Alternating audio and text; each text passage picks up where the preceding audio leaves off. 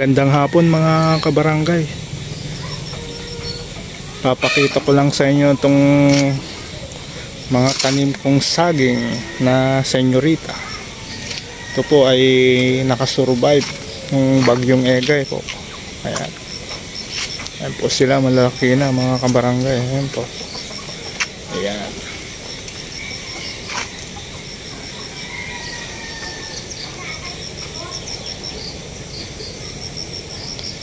Ayan ang senyorita at lahat.